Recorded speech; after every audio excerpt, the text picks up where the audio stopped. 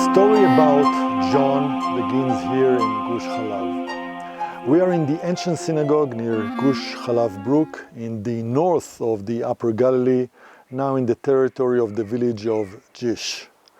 The uncovering of this synagogue, together with the remains of a synagogue at the upper part of the city, all these finds are later than the 1st century, and therefore we cannot learn from them about the settlements here during the days of the Great Revolt that took place between the years 66 and 70.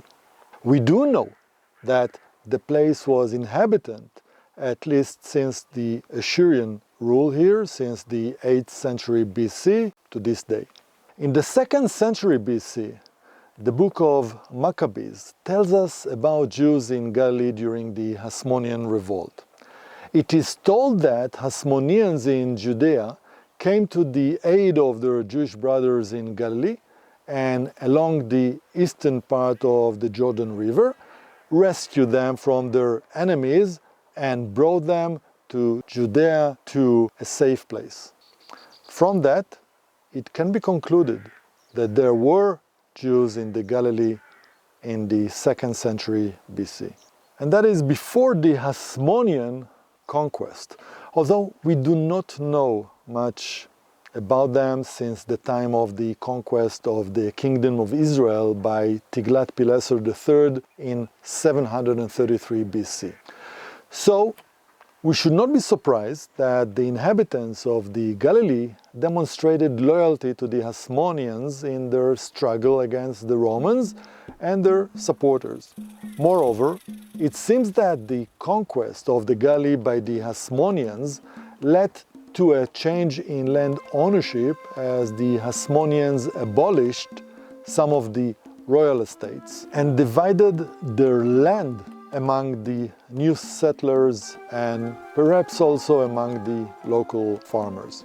These changes improved the status of the farmers in Galilee, both Jews and Judaizers. Yet, the more their situation improved, the more they were afraid of losing this achievement and feared that the neighboring Hellenistic cities would try to take back control of the Galilee lands. Perhaps the combination of these factors led to the situation that when the Roman legions led by Vespasian and his son Titus arrived to Galilee at the beginning of their journey to suppress the Great Revolt, they did not encounter widespread resistance from the Jews of the region. Only in 2 towns did the Romans encounter real resistance, Yotfat and Gamla. Across the rest of the Galilee settlements, residents did not show real resistance, not even in Gush Halav. So it is likely that John from Gush Halav, who managed the situation with when the Romans were knocking on the door of his town's wall, did not have the DNA of a revolt leader. We will soon see John's gradual transformation from mild public figure to a revolt leader. It is possible to learn about the relatively established status and moderation of the residents, also from their immediate willingness to surrender to Titus after John left Gush Halav. Yosef ben Matityahu, also known as Josephus Flavius, wrote about the city's residents as follows. Its residents were indeed peace-loving because they were mostly farmers and their eyes were always set on the hope of a harvest. The first mention of John is in the writings of Josephus Flavius from the 1st century, and I quote, "John ben Levi, when he saw that some citizens from Gush Halav were thinking of rebelling against the Romans, he tried to pacify them. But when the foreigners attacked the city, captured it, set it on fire, and destroyed it, he became a different person. He gathered an enemy, armed it, attacked these foreigners, beat them, and rebuilt Gush Halav, and surrounded it with a wall better than it was at the beginning." The Great Jewish Revolt against Roman rule in the land of Israel in the years 66 until 70 or until 73, when taking into account the extra 3 years it took the Roman to conquer Masada, is probably the most significant event in the history of Israel under the rule of the Romans. What characterized the revolt is the great variety of movements and personalities that participated in it as they were fighting among themselves for their place both among the people and within the revolt movement itself. The historian Uriel Rappaport wrote, "It was an uprising of people whose lives are complicated variety of views and traditions in matters of religion and faith. Not everyone wanted the uprising, and even those who did split into factions. The revolt itself was not a strong enough factor to unite all the groups, each of which had its own motives and goals, and whose leaders fought each other. John of Gush Halav is one of the main figures who acted in the revolt." I'll take a step back. John fortified Gush Halav to protect the settlement from the Hellenistic cities and not as part of the plan to revolt against Rome. His actions till that time were not against the moderate pro-Roman camp, but when he found himself in a leadership position, his views and temperament led him to the anti-Roman camp, and in Jerusalem he became one of the leaders of the revolt, second only to Shimon bar Giora. It is possible that John understood the connection between the apparent local problem of relations between Jews and foreigners in the land of Israel and the Roman rule, and realized that this situation will impact the existence of the people of Israel. This led to the decision to join the revolt. This also included the belief that God would not give Jerusalem into the hands of the Romans.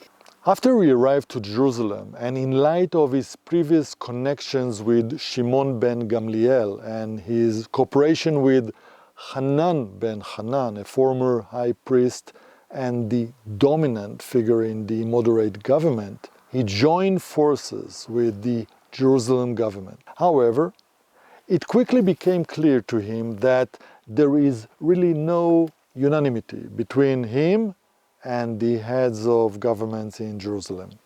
John came to the conclusion that the Romans must be expelled. So he shifted his support from the moderates to the zealots, just as Shimon bar Giora and the Sicarii, who were a group of extremists, cooperated. So was the case between John of Gush Halav and the zealots. They cooperated in the struggles that took place in Jerusalem, which led to the end of the moderate government. It seems that John had reservations about the elimination of the moderates and those suspected of supporting them by the zealots when the government in Jerusalem passed into their hands. John did not participate in the killing with whom he had previously collaborated.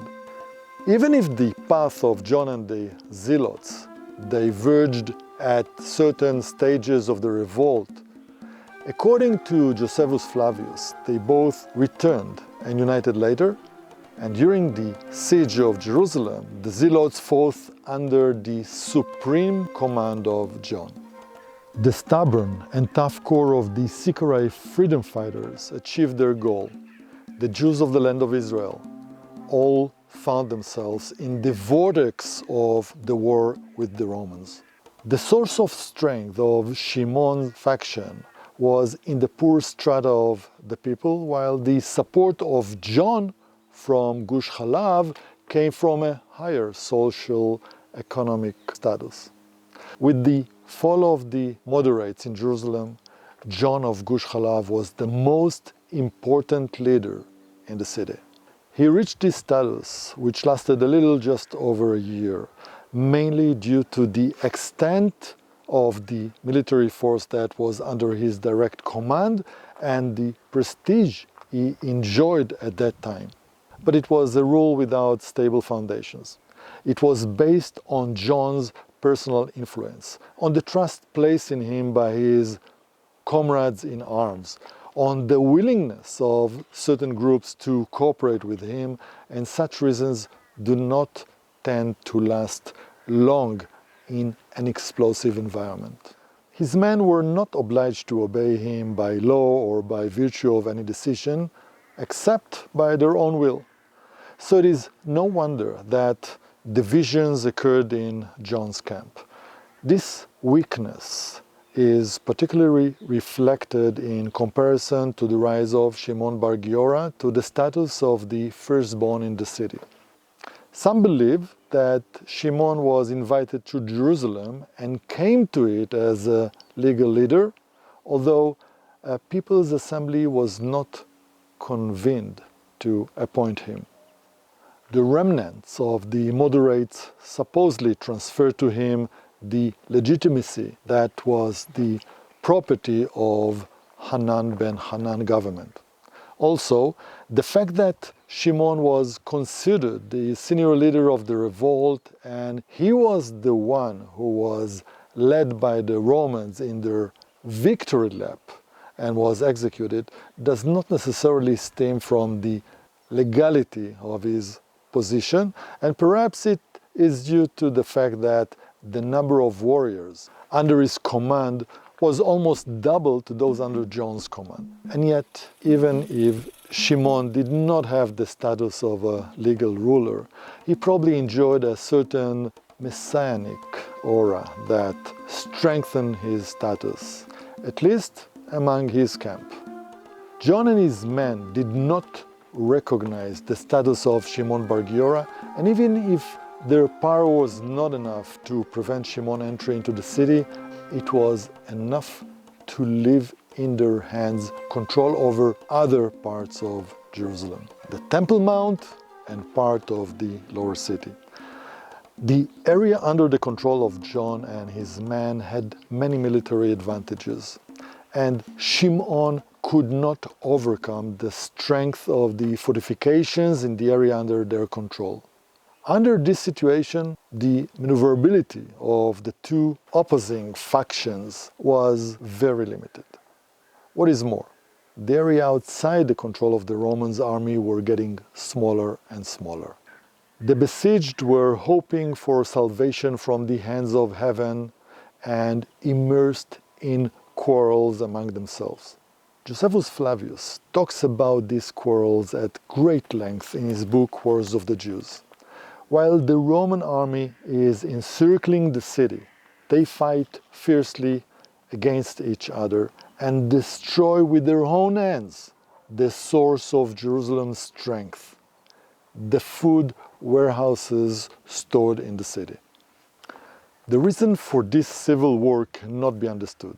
Pursuit of power, brotherly hatred, personal rivalry, and complete madness. Only when the Romans began to fight did the opponents agree to cooperate with each other until the temple burned down and the upper city fell. It was too late. John and Shimon's were captured by the Romans. 2 years passed from the moment John of Gush Halav showed up as the head of the Zealots until the fall of the city. Being a realistic man, his tragedy was particularly difficult. Even if he believed in heavenly salvation, it is hard to believe that he did not understand that the course of events will lead to the failure of the revolt and to a great disaster for the Jewish people. Josephus writes that he was captured, sentenced to life imprisonment, and taken to Rome to be presented in the triumphal campaign held there. And to conclude, as usual, I have a question for you. In which revolt were the Romans required to use larger military force? The Great Revolt or the Bar Kokhba Revolt?